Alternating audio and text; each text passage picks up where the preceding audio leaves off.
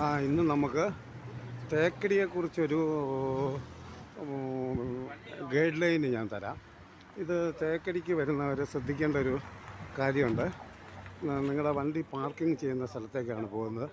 നിങ്ങളുടെ വണ്ടികളൊന്നും കടത്തി വിടില്ല. അത് നിങ്ങൾക്ക് ഇവിടെ ഈ പാർക്കിംഗ് ഏരിയയിൽ പോയിട്ട് ഫോറസ്റ്റിൻ്റെ വണ്ടിയിലാണ് പോകേണ്ടത്. ഞാൻ അവിടുത്തെ പാർക്കിംഗ് ഏരിയ കാണിച്ചു തരാം. ടിക്കറ്റ് എടുക്കേണ്ട സ്ഥലം കാണിച്ചു തരാം. ഇതാണ് പാർക്കിംഗ് ഏരിയയാണ്. തേക്കടി വരുന്ന എല്ലാ വണ്ടികളും ഇവിടെ പാർക്ക് ചെയ്തിട്ടേ പോകാൻ പാടുള്ളൂ. ഇവിടെ നിന്ന് ഫോറസ്റ്റിൻ്റെ വണ്ടിയിലാണ് കൊണ്ടുപോകുന്നത്.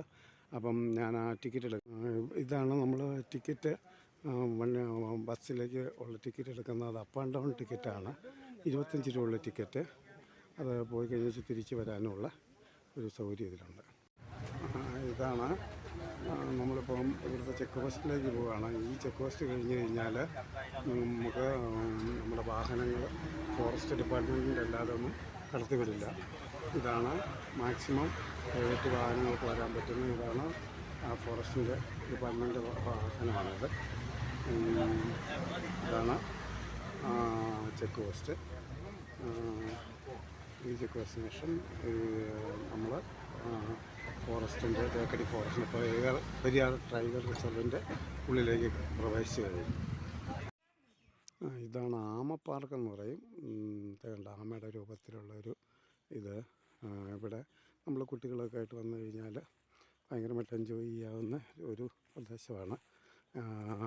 ഇവിടെ ഒത്തിരി ചിത്രപ്പണികളും നല്ല കലാകാരന്മാരുടെ കുറേ കൊത്തുപണികളും ഒക്കെ ഇവിടെയുണ്ട്.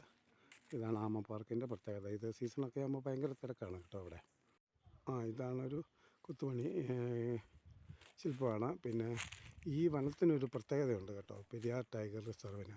ഈ ലോകത്തിലെ എല്ലാ വനങ്ങളും 5 കൊല്ലം കൂടുമ്പം അതിൻ്റെ വിസ്തൃതി കുറഞ്ഞുകൊണ്ടിരിക്കുകയാണ്. ഈ ലോകത്തിലെ ഈ തേക്കടി വനം മാത്രമാണ് വിസ്തൃതി കൂടിക്കൊണ്ടിരിക്കുന്ന ഏക വനം. അതുപോലെ തന്നെ ഇവിടുത്തെ ഗൈഡുകൾക്കൊക്കെ ഒരു പ്രത്യേകതയുണ്ട് കേട്ടോ. ഇത് ഞാൻ ഈ നാട്ടുകാരനായതുകൊണ്ട് ഗൈഡുകളെ പൂഴ്ത്തി പറയുന്നൊന്നുമല്ല.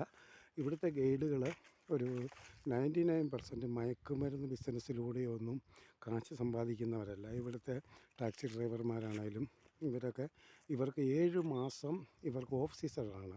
അതായത് മഴയും ഒക്കെയാണ്, മഞ്ഞുമൊക്കെയാണ്. അതുകൊണ്ട് ഗസ്റ്റ് വരാറില്ല. സ്കൂൾ ടൈമിലൊക്കെ ഇവർക്ക് 4-5 മാസം കിട്ടുന്ന ഈ വരുമാനം കൊണ്ട് ആണ് ഇവരിവിടെ ജീവിക്കുന്നത്. ഇവരാരും മയക്കുമരുന്ന് 90% പേര് ഉപയോഗിക്കുന്നവരുമല്ല.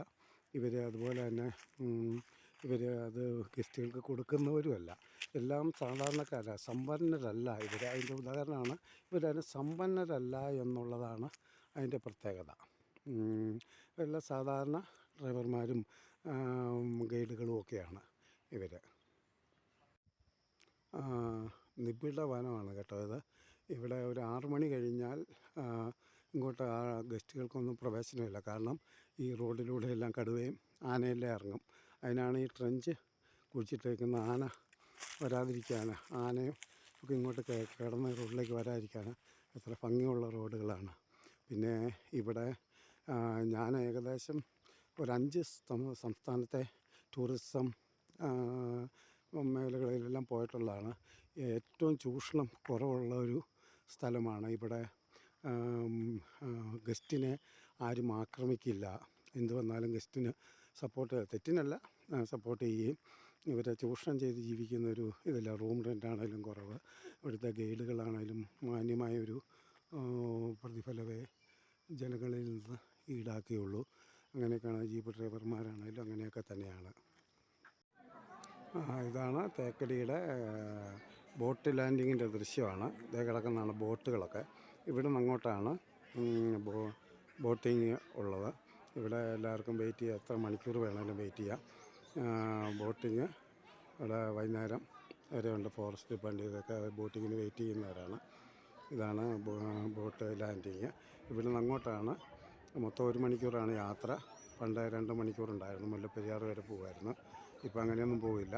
ഇപ്പം 1 മണിക്കൂർ കൊണ്ട് തിരിച്ച് വരും. അരമണിക്കൂറാണ്. ഒരു 40 മിനിറ്റ് അങ്ങോട്ടും തിരിച്ച് ഇങ്ങോട്ട് ഒരു 20 മിനിറ്റ്. ഇത് നമ്മുടെ 39ാമത്തെ എപ്പിസോഡാണ്. തേക്കടിയെക്കുറിച്ചുള്ള ഏകദേശ വിശദീകരണം തന്നു കഴിഞ്ഞു. ഇത്രയൊക്കെയാണ് തേക്കടിയെക്കുറിച്ച് പറയാനുള്ളത്.